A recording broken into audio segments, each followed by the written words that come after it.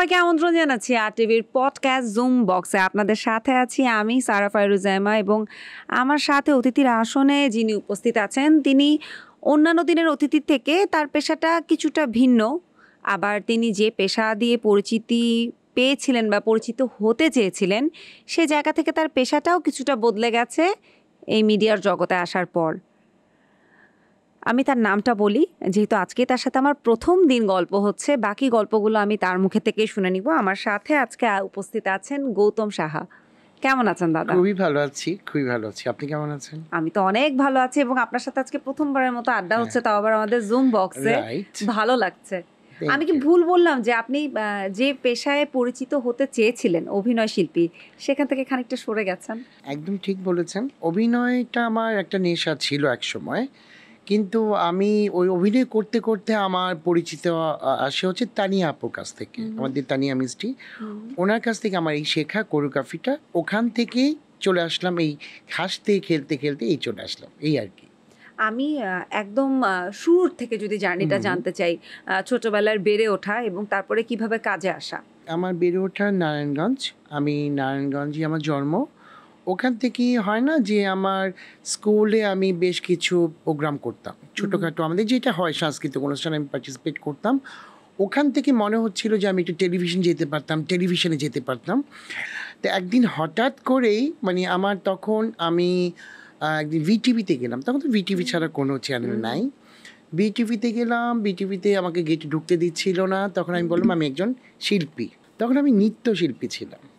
এটা হয়তো অনেকেই জানে না। তখন আমি নৃত্যশিল্পী ছিলাম। আমি তখন তো বেস্ট জনপ্রিয় অনুষ্ঠান হচ্ছে যদি কিছু মনে না করেন, এখনই, এই দুইটা প্রোগ্রামে কিন্তু বাংলাদেশে বেশ মানে পরিচিত ছিল। সেখান থেকে আমি যখন বিটিভিতে গেলাম, আমাকে গেটে আটকালো। তখন আমি আমার ভদ্রলোকের নামটা মনে নেই, উনি আমাকে বললো দাদা তাহলে আপনি আপনার কিছু ছবি দিয়ে যান, ফোন নাম্বারটা দিয়ে যান। তখনই আমি আমার ছবি এবং ফোন নাম্বার দিয়ে আসলাম যে আমি ভিটিভিতে আসতে চাই। বাই দ্য ওয়ে বেশ কয়েকদিন পর, তখন তো টেলিফোনের যুগ, এটা মেবি 82 বা 4 or 6, হ্যাঁ তখন 84 বা 6 এরকম হবে। তখন বাসায় চলে আসছি, আর সব আমার ফ্যামিলিতে তখন কিন্তু মিডিয়াতে কেউ না, একমাত্র আমি লুকায় লুকায় কাজ করি, কারণ আমার ফ্যামিলিতে কেউ পছন্দ করে না মিডিয়াতে কেউ যাবে, মিডিয়াতে কেউ থাকবে। আমার বাবা তো একদমই না, কারণ আমার বাবা হচ্ছে একজন সফল ব্যবসায়ী। আমাদের বিজনেস হচ্ছে shipping business, West cotton business. সেই বিজনেসের জায়গাটা থেকে বাবা চাইতো যে আমি বিজনেসে মনোযোগ হই, কারণ আমরা আরও ভাইরা ছিলাম, তখন আমি ছোট। আমার বোনরা তখন ভারতেশ্বরী হোমসে পড়ে, মির্জাপুরে। কিন্তু আমার ধ্যান জ্ঞান না এই সাংস্কৃতিক অঙ্গনেই। তা আমি হঠাৎ করে একদিন দুপুরবেলায় আমি বাসায় ঘুমাচ্ছিলাম, দেখলাম আমার ফোন আসছে। তখন তো টেলিফোন, তখন ল্যান্ডলাইন। হঠাৎ আমার বাসায় ফোন আসলো, আমি ফোন নাম্বার দিয়ে আসলাম, বললো যে আপনি কালকে আপনি এতটা সময় বিটিভিতে আসবেন, আপনার এই প্রোগ্রামে ডাকা হয়েছে। আমার কোন প্রোগ্রামে? তখন বললো এখনই। আমি তো মহা খুশি, এখনই প্রোগ্রাম, তখন তো জনপ্রিয় এই প্রোগ্রামটা, বাদশাহ ভাই, রিয়াজুদ্দিন বাদশাহ ভাই। তখন ওই প্রোগ্রামে আমার ডাকলাম, ডাকার পর আমাকে বললো যে আপনি কি করতে চান। তখন এটা উপস্থাপনা করতো আনিসুল হক, আমাদের যে প্রয়াত হয়েছে, উনি উপস্থাপনা করতো। উনি আমাকে নিয়ে ওনার বাসায় চলে গেল ভিটিভি থেকে, বললো দাদা আপনি কোন গানটা করতে চান, চলেন যাই। ওনার বাসায় রামপুরাতেই ছিল। তো উনি বাসায় গিয়ে আমার বেশ কিছু রবীন্দ্রসঙ্গীত, নজরুল এবং আপনার আরও আধুনিক কিছু গান শুনতো। হঠাৎ করে মনে হলো আমার যে এটা হচ্ছে মাহমুদুর রফির ব্রজগোপী খেলে হোলি, এই গানটা আমি করি, কারণ এটা খুব নাচ গানে দুটোতেই আপনি পারদর্শী। পরেও আমি ওই গানটা নিয়ে আমি চলে আসলাম বিটিভিতে। তখন এই বাদশা ভাইয়ের প্রোগ্রাম থেকে আমার টেলিভিশনে যাত্রা শুরু। তারপরে আর কোনো মানে আমি টেলিভিশন তো একটাই, যে ডাকবে তারপর তো আমি যাব। তার মধ্যে একদিন আমাকে যদি কিছু মনে না করেন ডাকা হয়েছিল, ওখানেও গিয়েছিলাম। একদম অফ, আর কোনো মানে খোঁজ খবর নেই। তখন আমি কি করব, তখন আমি ঢাকায় আসা যাওয়া করি। ঢাকায় আসা যাওয়ার করার পরে আমার সাথে কোনো একটা অ্যাড ফার্মে পরিচয় তন্ময় তানসেনকে সাথে। ও একজন ডিরেক্টর এবং ও হচ্ছে ভাইকিংসের ভোকালিস্ট, আমার বেস্ট ফ্রেন্ড হয়ে গেছে তখন ও আমাকে অফার করলো একটা নাটকের জন্য। তখন আমি আর সজল এই নাটকের মেন ক্যারেক্টারে, আমি বললাম যে ঠিক আছে করব। এই শুরু হলো। তারপরে তখন নাটকটা আর প্রচার হয়নি, তখন চ্যানেলের একটা প্রোগ্রামে আমি গেলাম 18 দিন, ওইটা হচ্ছে হ্যালো বাংলাদেশ নামে একটা সিরিয়াল। বেশ পরে তাহলে, কারণ চ্যানেল আই যখন আসতে শুরু করেছে এটা তো মোটামুটি তখন বেশ আবার পরে। তার মধ্যে ওই তন্ময়ের কিছু মিউজিক ভিডিও, নাটক, তারপর এইভাবে আমার পরে এই আসা আর কি, মানে মিডিয়াতে আসা, মানে যেটাই হোক ক্যামেরার সামনে, লাইট ক্যামেরা অ্যাকশনের সামনে থাকতে হবে, কিন্তু কোরিওগ্রাফার হিসেবে কিছুটা পেছনের মানুষই হয়ে গেলেন দাদা। সেই গল্পটা শুনবো, কিন্তু তার আগে একটা আমি জানি না কিভাবে বলবো, কিন্তু এভাবে মানুষ বলে, লোকে বলে যে আপনার পরিচিতি, আপনি যে এত আগে থেকে কাজ করছেন কিন্তু পরিচিতিটা ধরা হয় আপনার তুলনায় এই সেদিনের আশা অপু বিশ্বাসকে নিয়ে। এটা কি সত্যি, আপনি বিশ্বাস করেন এটা? আমি এর আগে একটা কথা বলি আপু, আমি কিন্তু মুভি করেছি অনেকগুলো। সেই মুভিতে কিন্তু আমার সাথে ববিতা আপাও ছিল, সুচিতা আপা ছিল, চম্পা আপা ছিল, অঞ্জনা আপাও ছিল। আমি কিন্তু অনেক মুভিতে অভিনয় করেছি, তখন তারাও ছিল। তখন কিন্তু এই প্ল্যাটফর্মটা ছিল না, এই যে এত মিডিয়া বা এত ভাইরাল বলেন বা এত ইউটিউবার বলেন, এগুলো ছিল না। তখন যদি থাকতো সেম জিনিসটা কিন্তু হতো, তাই না? হ্যাঁ, এটা বলবো সত্যি কথা যে আমার পরিচিতি ছিল, আমি কোরিওগ্রাফার হয়েছি বলেই তো আমি আজকে অপু বিশ্বাসকে নিয়েছি, তাই না? তাহলে অপু বিশ্বাস তো আমার সাথে কাজ করতো না। আমি যদি আমার পরিচিতি না থাকতো তাহলে তো অপু বিশ্বাস নতুন একজনের সাথে কাজ করবে না। করবে কি? অপুর জন্য যে আমার পরিচিত হয়েছে, তো অপু কি লাভবান হয়নি আমার দ্বারা?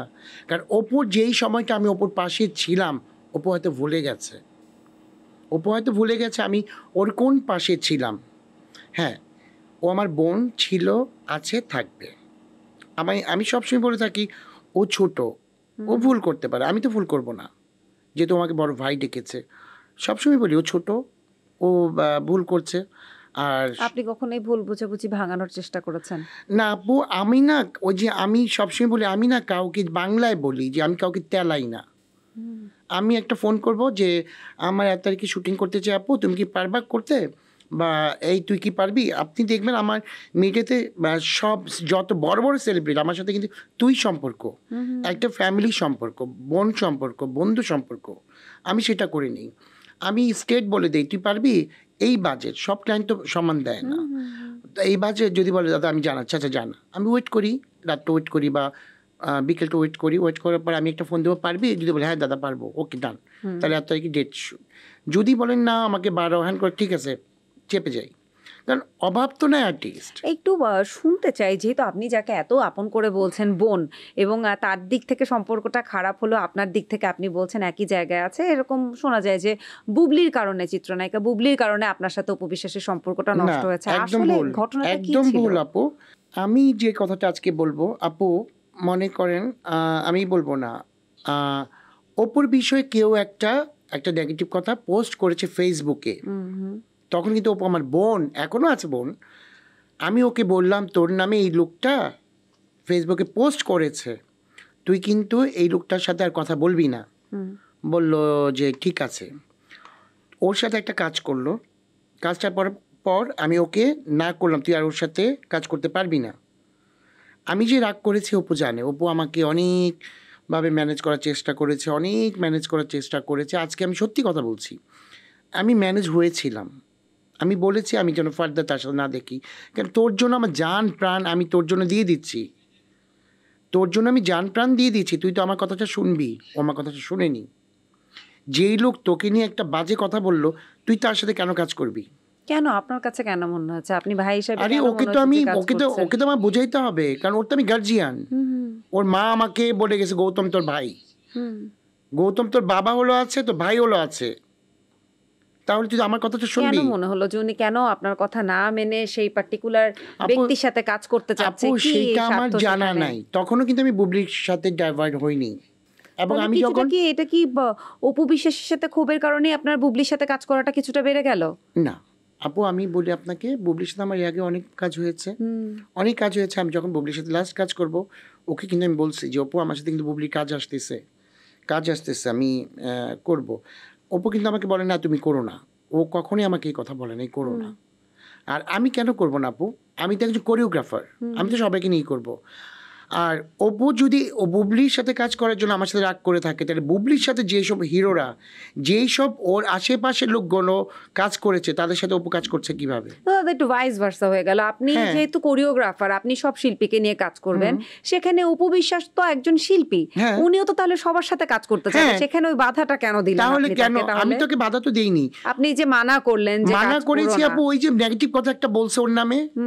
আপু আমার নামে যদি সাপোজ আপনি আমাকে একটা বাজে কথা বললেন, ফেসবুকে স্ট্যাটাস দিলেন গৌতম শাহ এই, গৌতম শাহ ওই, তখন আপনার সাথে আমি কাজ করব?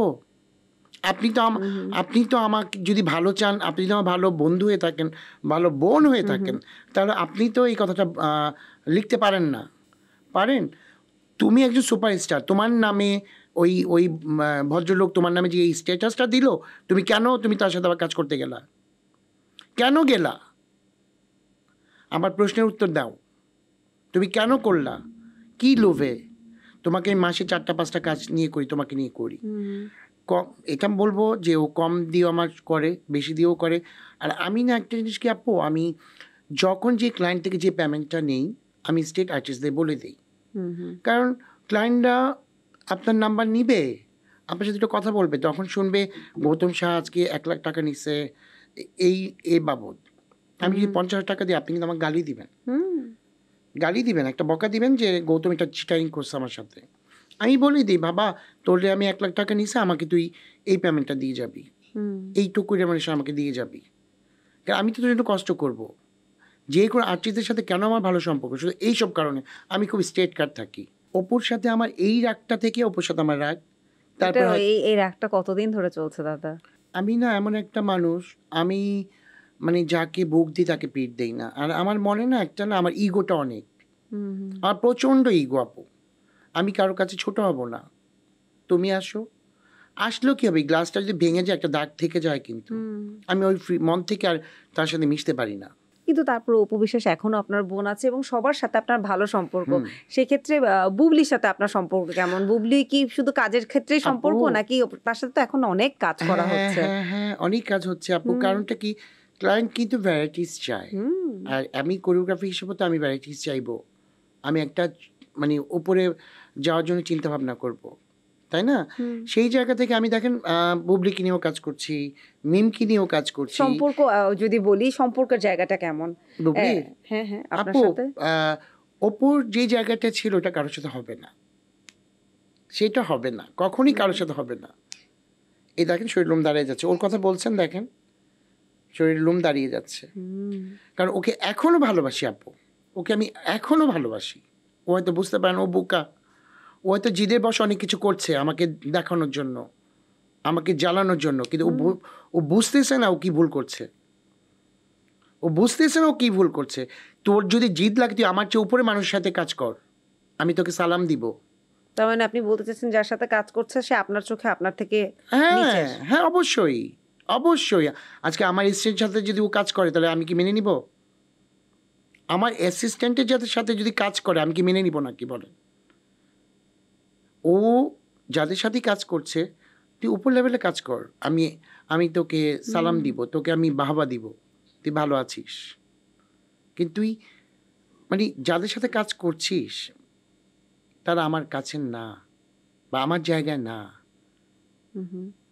তারা একদিন তোকে আবার পচাবে, তারা তোকে পচানোর চেষ্টা করছে এবং করেছে, এর জন্যই কিন্তু আমি সরে আসছি, তাই না? আর আপু আমার দ্বারাও কিন্তু অনেক নায়িকারা, অনেক মডেলসরা ফোকাসে আসে, তাই না? আমি কোরিওগ্রাফার হয়েছি বলে কিন্তু অপু বিশ্বাস আমার কাছে আসছে, নাহলে কিন্তু আসতো না। আমার যদি এইটুকু নাম না থাকতো, একটা সুপারস্টার হুট করে আমার সাথে চলে আসতো না। আপনি বলেন।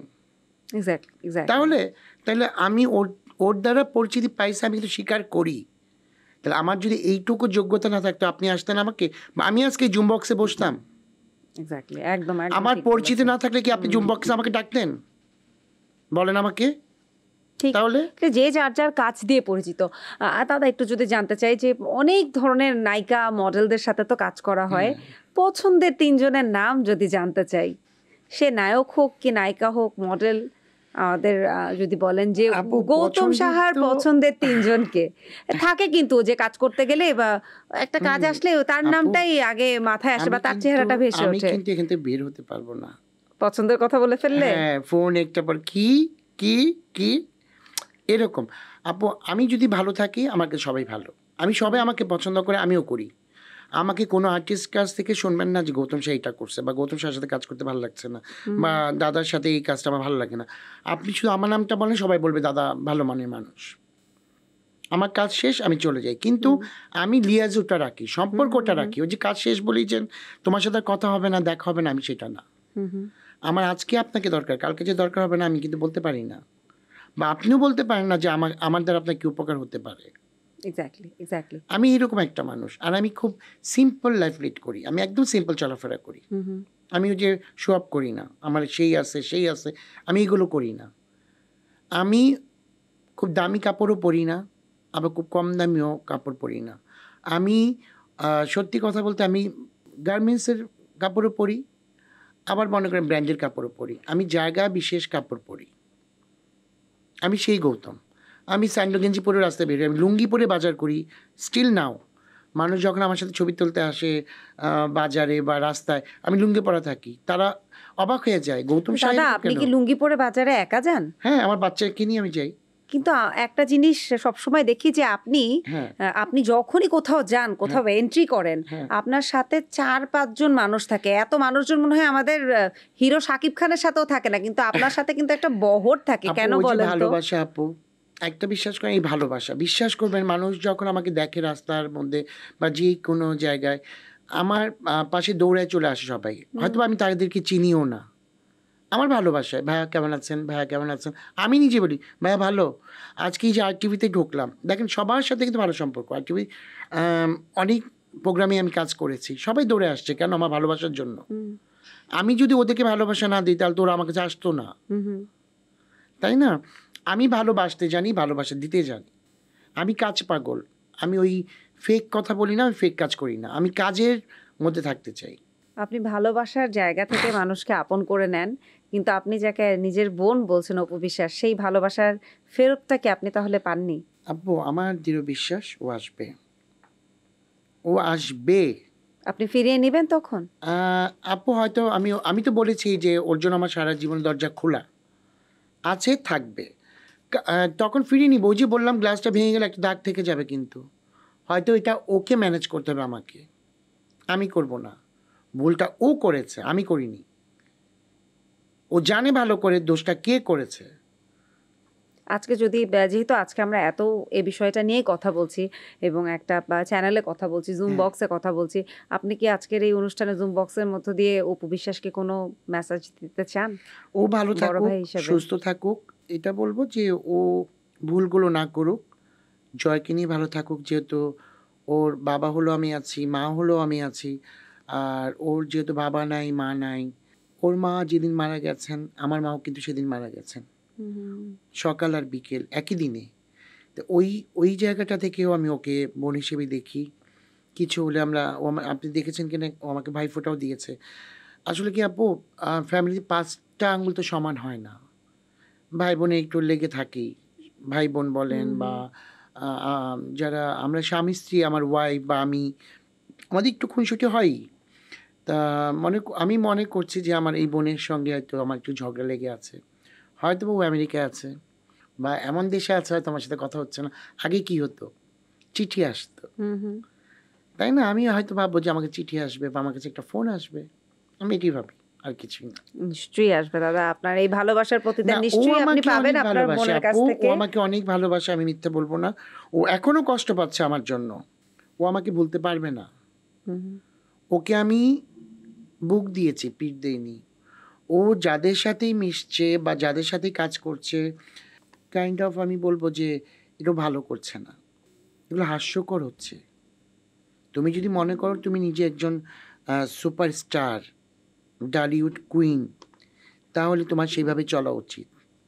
আমি মনে করি তোমাকে আমি আগলে রেখেছিলাম, তুমি সেখান থেকে, হয় না মানুষ যে একটা পাখিকে খাঁচায় বেঁধে রাখলে পোষ মানে থাকে, হঠাৎ একদিন উড়ে চলে যায়, হুম হুম ও সেটাই হয়েছে। কিন্তু এখন দাদা এমন একটা হয়েছে, যেহেতু এই সম্পর্কটা সোশ্যাল মিডিয়াতে বা পাবলিকলি খুব চেনা জানা, যখন বুবলির সাথে আপনার কাজ আসছে তখন কিন্তু কথাটা এভাবেই আসছে যে তার মানে আপনি আসলে অপু বিশ্বাসকে কিছুটা জেলাস করানোর জন্যই না বুবলির সাথে কাজগুলো করছেন, নাকি না না আপু, আসলেই কাজ আসছে? না কাজ আসছে।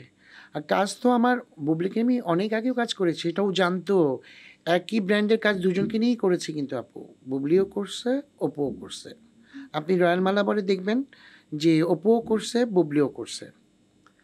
আবার যখন অপু সাকিব মানে ওরা মানে কেউ কাউকে মানে মানে তখন তো ওদের সেপারেশন ছিল, তখনও একই প্রোগ্রাম কিন্তু আমি অপু সাকিবকেও নিয়েছি। হুম হুম আর মানে আধা ঘন্টা 1 ঘন্টা আগ পিছনে করে নিয়েছি, সেটা অপুও জানে। আমি তো সবাইকে নিয়ে কাজ করি, তখন তো অপু আমাকে বলে নাই তুমি কেন সাকিবকে নিলা। যখন আমি অপু বুবলিকে নিলাম মালাবারের সেটে শ্যুট করলাম, তখন তো অপু আমাকে বলে নাই তুমি ওর নিয়ে কাজ করতে পারবা না, হুম হুম তাই না? যদি আমার অপরাধী হয়ে থাকে তাহলে যারা বুবলিকে নিয়ে আমার আগে কাজ করেছে তাদের সাথে কাজ করছে কেন? তাদের সাথে কাজ করছে কেন? তাহলে একটা পরিচালক কি বুবলিকে নিয়েই কাজ করে, অপুকে নিয়েই কাজ করে? একজন ডিরেক্টর কি, ডিরেক্টর হলো সবাইকে নিয়ে কাজ, সব নায়িকা, যেই নায়িকা আপনাকে নিয়ে 3টা সিনেমা বানাতে পারে, 2টা সিনেমা, আর 5টা সিনেমা তো আর আপনাকে নিয়ে বানাতে পারে না। দাদা, আমি যদি আপনাকে ভাই বোন সব ভুলে যেতে বলি, হুম, একদম একদম ভাই বোন বাদ দিয়ে একজন কোরিওগ্রাফার একদম খালি চোখ থেকে বা একজন ভালো লাগার চোখ হুম, থেকে হুম। আপনার সাথে যদি এরকম শুটিং সেটে আসে যে কাপল লাগবে, এখানে সাকিব অপু বুবলি আছে, আপনি কোন দুজনকে পাশাপাশি দেখতে চাবেন আপনার কোরিওগ্রাফিতে? আপু আমি চাইবো যে আহ, আহ, অপশন কিন্তু দুজনের, হ্যাঁ হ্যাঁ। দুজনেতে আছে। আমি আগে দেবো কার শিডিউল খালি আছে। এই তো দাদা, সেই স্কেডিউল তো ম্যানেজ হয়ে যাবে, না কিন্তু আপনার চোখে মানাবে আপু কাকে? দুজনই তো চাইবে, কিন্তু আমি তো দুজনকে নিতে পারবো না, আমাকে আমাকে তো সেই অপশনটা দেওয়া হয়নি, তাই না? আমি বেটার মনে করব ক্লায়েন্ট আমাকে কতটুকু পেমেন্ট করছে, সেই বাজেটের উপর আমি আর্টিস্টিক করব, সে যেই হোক। আমি বলবো না আমি ওকে নিব ওকে নিব, আমি ওটা বলবো আমাকে যদি বাজেট দেওয়া হবে, ওই বাজেটের মধ্যে যদি আমার দুইজন একজন মিলে যায় তাহলে হবে, হুম হুম তাহলে হবে না। আমি কারো নাম মেনশন করবো না। দাদা খুব একেবারে মেপে মেপে উত্তর দিচ্ছেন। কিন্তু দাদা না একটা জিনিস জানতে চাই, আপনি তো হ্যাঁ এত বছর ধরে ইন্ডাস্ট্রিতে কোরিওগ্রাফিতে, আমার মডেলদের সাথে এই চেয়ারে অনেক কথা হয় এবং আচ্ছা। অনেকগুলো বিষয় আসে, অভিনেতা বা অভিনয় শিল্পী বা মডেলদের ক্ষেত্রে কাস্টিং কাউচ আসে, একটা গিভ অ্যান্ড টেকের সম্পর্কের ব্যাপারটা আসে, যে মডেলদের ক্ষেত্রে খুব উঠে আসে যে গিভ অ্যান্ড টেক ছাড়া ইন্ডাস্ট্রিতে নাকি কাজ পাওয়া যায় না। এখন মডেলরা অনেক সময় নিজেদের গা বাঁচিয়ে চলে, কেউ বলে তো কেউ বলে না, বা তাকে নিয়ে আমরা অনেক কিছু শুনি, যা রটে তার কিছু তো বটে। আপনি একটা মানুষ যিনি আসলে বলতে পারবেন যে আসলেই কি ইন্ডাস্ট্রিতে গিভ অ্যান্ড টেকের জায়গা আপু থাকে? আসলে থেকে আমি বলি গিভ অ্যান্ড টেক বলতে এখন আমার যে ওয়াইফ, হুম আমি কিন্তু আমার ওয়াইফকে যদি আমি ভরণ পোষণ দেই বলে কিন্তু একটা মানে আমার বাসায় থাকছে, হুম আমি ভরণ পোষণ না দিই সে কিন্তু থাকবে না। এখন আপনি একটা আপনার বয়ফ্রেন্ড আছে, সে আপনাকে একটা ঘড়ি গিফট করলো বা একটা ডায়মন্ডের রিং গিফট করলো, আপনার বয়ফ্রেন্ডের সাথে কিছু হতেই পারে, ওটা কিন্তু গিভ অ্যান্ড টেক বলে না, এটা ভালোবাসা থেকে আসে। হুম হুম সেম জিনিসও হতে পারে, কিন্তু গিভ অ্যান্ড টেক শব্দটা কিন্তু শুনতে খুব বাজে শোনায়, সেটার উপর আমার মানে জানা নেই। আর যদি কেউ গিভ অ্যান্ড টেক করে থাকে তাহলে বলবে সেটা তাদের পার্সোনাল ব্যাপার, আমি এই ব্যাপারে কোনো কিছু জানি না, কারণ আমি ওই দিকে ঘামাই না। কে কী করছে আমার কাজ শেষ আমি বাসায় চলে যাই, কাজ শেষ বাসায় চলে যাই। আমাকে কোনো পার্টিতে দেখবেন না, কোনো মানে 10টা প্রোগ্রাম হলে আমি 4টা প্রোগ্রামে 3টা প্রোগ্রামে অ্যাটেন্ড করি তো এরকম। পার্টিতে যান না কেন? মানে পার্টিতে না যাওয়ার কি হলো? না পার্টিতে যাই না কেন আপু, ভয় লাগে। আমি হয়তো বা একটা গ্লাসে আমি হয়তো কোকই খাচ্ছি, বলবে ওটাতে দাদা লাল পানি খাচ্ছে। খেলে খেলেন, না তবে এটাতে সমস্যা ভাইরাল কোথায়? হবে মানে আবার। পার্টি মানেই যে লাল পানি খাওয়া হয়, আপু তাহলে ব্যাপারটা এইটা এরকম আমাদের হয়ে গেল না? সোশ্যাল মিডিয়ায় কিন্তু খুব মানে এগুলো নিয়ে খুব প্রচণ্ড নোংরামি ছড়ায়। আমার যে জায়গাটা বা যে সম্মানটা আসছে আপু, আমি সেটা ধরে রাখতে চাই। সেটা আপনি যে অপুর কথা বলেন, অপু নিজেও জানে। সে না হয় কোক না খেয়ে দাদা স্প্রাইট খেলেন, সাদা পানি, না সমস্যা হইতে কোথায়? পারে। আর জানি না কেন এইটা ওই কেউ একটু মানে একটা একটা মানে আমি হয়তো ভদ্র কাপড় পরে গেলাম, আরেকজন হয়তো মানে কাপড়টা খোলামেলা কাপড় পরলো, দেখা যায় ওইখানেই ছবি তোলা হইতেছে, ওইখানেই ভিডিও হচ্ছে, তখনই এইটা নিয়ে আবার ভাইরাল আরেক দিকে চলে যায়। হুম হুম আপনি পার্টিতে যান না, কিন্তু আপনার বাসায় কি পার্টির আয়োজন করা হয়? নো, একদমই না। আমার বাসায় একমাত্র অপু, সজল, এই দুজন ছাড়া দিঘি, বারিশ, এরা ছাড়া আজ পর্যন্ত কেউ যায়নি। আমি একটি ছোট্ট ঘরে থাকি, আমার অনেক আলিশান না, কিন্তু শান্তি আছে। রাত 2টা বাজলে আমি বাসায় গিয়ে ঘুমাবো, আমার বাচ্চাদের সাথে ঘুমাবো। দারুণ দারুণ দারুণ। আমি সময় পেলে আমি রান্না করব, বাচ্চাদের নিয়ে খাবো, বাচ্চাদের সাথে সময় কাটাবো, এই আর কি। একমাত্র আমার বাসায় অপু গেছে, ওর জন্য বললাম তো যে ও যখন তখন যেতে পারতো, বলা ছিল না। কিছু দরকার পড়তো, দাদা আসতেছি, বা এমনও দিন কিছু না বলি চলে আসছে। আর বারিশ, আপনার দিঘি, এরাই আমার মানে শুটিং থাকলে বা শুটিংয়ের বাইরেও হয়তো বা দাওয়াত করলে মানে একটা ফ্যামিলি আর ফ্যামিলির মতো। মতো আপনি না? শুরুতেই যেরকম বলছেন যে হ্যাঁ। ফ্যামিলির মতো। একটু কাজের কথাতে যদি আসে, আর টিভির একটা অনুষ্ঠান লুক অ্যাট মিতে আপনি কিন্তু খুব সফলভাবে কাজ করে যাচ্ছেন। এটা নিয়ে যদি একটু আপনার মুখ থেকে শোনা যেত। আর টিভির এই প্রোগ্রাম আমার কাছে বরাবরই মতো মানে বলবো যে আমার খুবই ভালো লাগে। আর এটা কাজ করতে গিয়ে না মনে হয় না কাজ করি আপু, এটা মনে হয় আমি একটা পিকনিক করি। আমার মনে হচ্ছে মডেল কি ডাকছে, এই পর, ওই কর, এই হাট, এই ধর, এই লোক দে, ওই কর, মানে এর মধ্যে কিন্তু খাচ্ছি। আপনি দেখবেন অনেক ভিডিও ফুটেজও দেখবেন আমি ওই দাঁড়া দাঁড়ায় খাচ্ছি আর বলছে এই না দৌড়া, এই ওরে ধর, ওরে টান দে, মানে মনে হচ্ছে পিকনিক। আমরা ওই যে চেয়ার খেলা খেলি না, মনে হচ্ছে ওই খেলাটি খেলি আর তুই লুক অ্যাট মিতে। এই যে নাচ গান, অভিনয়টা তো অভিনয়ও থাকছেন না, এবং নাচ গানের এই মানুষটা গৌতম সাহা কোথায় হারিয়ে গেল? না হারায়নি তো যে আপু, কিন্তু ওই যে কোরিওগ্রাফিতে পাচ্ছে, এই জন্যই বলছি যে নাচ গান এবং অভিনয়ের মানুষটা কোথায়? আমি যখন আমার ওইটা একটা ছিল ছোট বয়সে, আমি ক্লাস 6-7 যখন ছিলাম তখন হয়তো ওই নাচটা কন্টিনিউ করেছিলাম। যখন আমি বুঝতে শিখলাম যে আমার বাবার কাছে আমি প্রচুর মার খেয়েছি আপু, জানেন না আপনি, আমার বাবা বুকে আমার পাথর দিয়ে আটকে রাখছে। ইট ছিল না, পাথর, সেই পাথর দিয়ে বুকের মধ্যে দিয়ে, মানে এখান থেকে আমাকে মিডিয়া থাকতে দিবেই না। কিন্তু ওই যে আমার ধ্যান জ্ঞান এই মিডিয়াতে, আমি বিজনেস অনেকবার ট্রাই করেছি, হয় না আমার দ্বারা। ছোটবেলায় যেহেতু অনেক বাধা ডিঙিয়ে এসেছেন, কোনো কষ্টের স্মৃতি আছে যেটা আমাদের সাথে শেয়ার করা যায়? কষ্টের সাথে কেউ আমাকে সাপোর্ট করেনি তখন আমার ফ্যামিলি থেকে। আমি রাতের পর রাত ওয়াল টপকে টপকে কাজে গিয়েছি, স্টেজ শো করেছি, যেগুলো রাত 12টার পরে আমার বাসায় ঢুকতে হয়েছে ওই ওয়াল টপকে টপকে, গেটও তালা দেওয়া ছিল আপু। এইগুলি আমার মানে কাঁদায় আর কি, আর কিছু না। ওই সিনগুলো মা জানতো, মা বসে থাকতো, তার তো সন্তান আমি, মানে মাকে মিস করি। মা মনে করেন মার খুব মারতো, খুব মারার পরে আবার হাতে 5 টাকা দিয়ে বলে যাও কিছু খেয়ে আসো। এই ভালোবাসাটা এখন পাচ্ছি না। বৌদির কতটা সাপোর্ট পান কাজের ক্ষেত্রে? আপু আজকে বৌদির সাপোর্ট না পেলে কিন্তু আজকে আমি এই জায়গাটা থাকতে পারতাম না। কারণ যে নায়িকা বলেন, যে মডেল বলেন, তাদের সাথে কিন্তু আমার খুব হই হুল্লা একটা সম্পর্ক। দেখবেন মডেলসরা বলেন বা নায়িকারা বলেন খুব জড়াজড়ি করে ছবি তুলতেছে, আমিও তুলতেছি এবং টিকটক করতেছি বা ভিডিও বানাচ্ছি, রিলস বানাচ্ছি, এগুলো কিন্তু সে মানে এনজয় করছে। আর আমি ওই যে আমি যদি চোর হই না, তাহলে কি হবে যে দেখবেন আমি লুকায় লুকায় কথা বলবো, বা আপনার অ্যাক্টিভিটিসে বোঝা যাবে আপনি একটা চোর। আমি ওই যে yes no very good bye রাখ ফোন, মানে আমি খুব বকা দিয়ে কথা বলি নায়িকাদের বা আদর করে, মানে ওরা বুঝে আমার বকাটি আদর, যার জন্য আমার ওয়াইফ আমাকে বিন্দুমাত্র কোনো সন্দেহ করে না। একটু ছোট্ট করে গৌতম সাহার প্রেমের গল্প কি জানতে পারি, যে আসলে কেমন করে প্রণয় থেকে পরিণতি হলো, নাকি পরিবার থেকেই? আপু প্রেম তো অনেক আসছে, কিন্তু প্রেমে আমি বিশ্বাসী ছিলাম না, কখনোই ছিলাম না। তখন ছোট, এত বুঝতামও না। এখনকার প্রেম তো মানে মানে ডাল ভাত, আজকে আছে কালকে নেই, শেষ।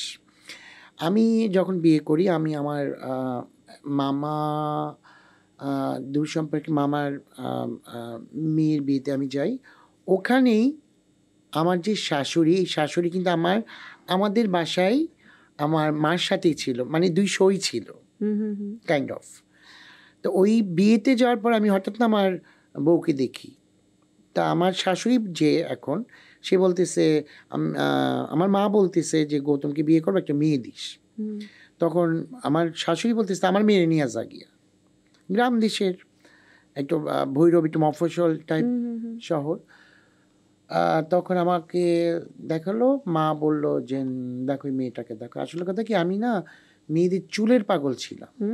তখন আমার অনেক বড় চুল ছিল, অনেক বড়, মানে যেটা মনে হয় যে মাটিতে গড়াগড়ি খাবে, এত বড় চুল ছিল। ওই চুল দেখেই না আমার বুকের ভিতরে একটা ধাক করে বাড়ি খেলো। আমি জানি না। এটা এটা কোন সালের ঘটনা? আমার বিয়ে হয়েছে আজকে 14 বছর। লম্বা একটা, এক যুগেরও হ্যাঁ। বেশি সময়। তা ওইটাই মানে ওইখান থেকেই শুরু। আর আমার বিয়েটা খুব ধুমধাম করে হয়েছে। আমি 1 মাস। তখন কি ইতিমধ্যে তো আপনি কোরিওগ্রাফার হিসেবে হ্যাঁ, পরিচিতি পেয়ে গেছেন? হ্যাঁ। হ্যাঁ। তখন তো আমি ওই যে বললাম, আমাকে এখন যেমন 100 জন চিনে, তখন হয়তো আমাকে 30 জন চিনতো, 40 জন চিনতো, এইভাবে। তখন ওই প্রচার আসেনি। সত্যি কথা বলতে ওই প্রচার আসেনি। আর তখন আমি যখন মিডিয়াতে আসছি বা যখন আমি কোরিওগ্রাফি করি, তখন তো এত মিডিয়া ছিল না, বা এত আপনার কি বলে এই ইউটিউবার বলেন বা ফেসবুক বলেন, তখন তো এগুলো ছিল না। কি করে আমাকে চিনবে, তাই না? তখন কিছু নিউজ টিউজ হতো, এই আর কি। কখনো বৌদিকে দিয়ে মডেলিং করানোর চেষ্টা করিয়েছেন বা বৌদি আগ্রহ দেখিয়েছে? কখনোই এটা হবে না। এটা কি আপনার ইচ্ছা নেই না বৌদির আমার ইচ্ছা নেই? ইচ্ছা নেই না। আমার আপনার বৌদিও ওইরকম মানে ইচ্ছা তো নাই, কারণ সে একজন সম্পূর্ণ হাউসওয়াইফ। সে 2 বাচ্চা নিয়ে থাকে এবং সংসার নিয়ে মানে ওই করতে করতেই দিন শেষ। যেমন আমার ছোট ছেলে আয়ান, আয়ান কিন্তু খুব ইন্টারেস্টেড এই মিডিয়াতে, কিন্তু আমার বড় ছেলে একদমই না, ও খুব রিজার্ভ। একটা মানুষের অ্যাক্টিভিটিসে বোঝা যাবে সে কি, তাই না? আমার ওয়াইফের ওইসব ইন্টারেস্ট নাই, সে আমাকে সাপোর্ট দিয়ে যাচ্ছে। ছেলেদের গল্প থেকে যেহেতু আপনার ছেলের কথাই বললেন, সেখানে একটা মডেলিং ইন্ডাস্ট্রিতে খুব কমপ্লেইন থাকে যে কোরিওগ্রাফাররা নাকি ছেলে মডেলদের নিয়ে কাজ করার ব্যাপারে খুব একটা আগ্রহ দেখায় না, মেয়ে মডেলদের নিয়ে কাজ করার সুযোগ বেশি, বা মডেল বলতেই সবার আগে যেন আমরা মেয়েদেরকেই বুঝি, ছেলে মডেলরা একটু পিছিয়ে। না আপা, একদমই না। আমি আগে গল্প চিন্তা করি। আমাকে এই প্রোডাক্টের শ্যুটের জন্য ডাকা হয় যখন, তখন আমি চিন্তা করি গল্পটা কী করব। তখন চিন্তা করি এখানে ছেলে নিব। ক্লায়েন্ট যদি বলে না দাদা, শুধু এখন শাড়ি হলে তার ছেলে নেওয়া দরকার নাই, সালোয়ার কামিজ হলে তার ছেলে নেওয়া দরকার নাই, তারপর আমার গল্পের প্রয়োজন আমি নিয়ে নিই। আমি তখন ক্লায়েন্টকে বুঝাই, ভাই আমার গল্পের প্রয়োজন আমি ছেলে ইউজ করব। বলে ঠিক আছে দাদা, আমি নিয়ে নিই। যেমন আপনি দেখেন, আমি কিন্তু এই যে রিসেন্ট একটা ওভিসি বানিয়েছি, এটা ওয়াশিংটনের একটা ওভিসি। গল্পটা ছিল মাদার কেয়ারের নামে একটা ওভিসি বানিয়েছি। এটা হচ্ছে ওয়াশিংটনেই চলবে। আমার আর্টিস্ট ছিলেন আবুল হায়াত আঙ্কেল, দিলারা মা এবং শখ। আমি কিন্তু বৃদ্ধাশ্রমের গল্প নিয়ে করেছি, কারণ আমি সবাইকে নিয়ে কাজ করতে চাই, সে ছোট হোক বড় হোক, আমি সবাইকে নিয়ে কাজ করব। বাহ, দারুণ। তার মানে আপনার ক্ষেত্রে এই অভিযোগটা সত্য না, কিন্তু আপনার কি কখনো মনে হয়েছে যে পুরুষ মডেলরা কিছুটা অবহেলিত? আপু, ওইটা আমি কখনো চিন্তা করি নাই। আমার মনে হয়েছে যে আমি আজকে এই জায়গাটা আমি এই ছেলেটাকে ডাকবো বা এই ছেলেটাকে নিব, বা গল্পের জন্য আমাকে এই ছেলেটার ভালো লাগবে, এরকম যখন নিয়ে নেই।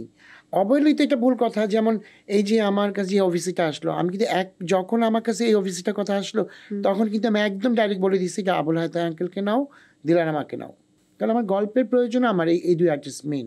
তারপরে মেয়ে ক্যারেক্টার কে করবে সে পরে, তখন আমি শখকে নিয়ে নিলাম। আমরা শেষের দিকে একটু ছোট করে গল্পগুলো শুনবো এরপরে। অভিনয়ে কি আবারও দেখার সুযোগ রয়েছে বা আগ্রহের ওই জায়গাটা এখনো রয়েছে? আপু, রিসেন্টলি আমি অভিনয় যাচ্ছি, 2টো নাটকের অভিনয় করব ঈদের জন্য। জানি না, যদি আপনারা দোয়া করেন তাহলে ভালো করতে পারবো। লাস্টে তো করলাম অপু বিশ্বাসী লাল শাড়ি দিয়ে আমার শেষ। এখন প্রযোজনা, হ্যাঁ, চলচ্চিত্র, এটা ওপর অনেক ইচ্ছা ছিল আমাকে নিয়ে করবে, ঠিক করেছে। আমিও বেস্ট দেওয়ার চেষ্টা করেছি। মানে আমার এখানে অভিনয় করার খুব জায়গা ছিল, আমি পেরেছি। কিন্তু অভিনয় করতে গিয়ে আমার মনে হচ্ছিল যে এটাকে অভিনয় হচ্ছে। ওই যে আমি একটু রান্নাবান্না করছি, খাচ্ছি, বললাম না আমার শুটিং মানেই কি যে পিকনিক, খাওয়া দাওয়া হই হুল্লা। আর আমার এত ক্যাজুয়াল ড্রেস ছিল, মনে করে রান্না করছি, আবার দৌড় দিয়ে গিয়ে শর্ট দিচ্ছি। আচ্ছা, মানে এই সিনগুলো মনে পড়ে। সাইমন, আমি, অপু, খুব মজা লেগেছে সেই সিনগুলো। শেষ করার আগে দাদা একটু যদি ভবিষ্যৎ পরিকল্পনাগুলো জানতে চাই, যে আগামী 5 বছর পর, 10 বছর পর গৌতম সাহা নিজেকে কোথায় দেখছেন, কোথায় দেখতে চাচ্ছেন?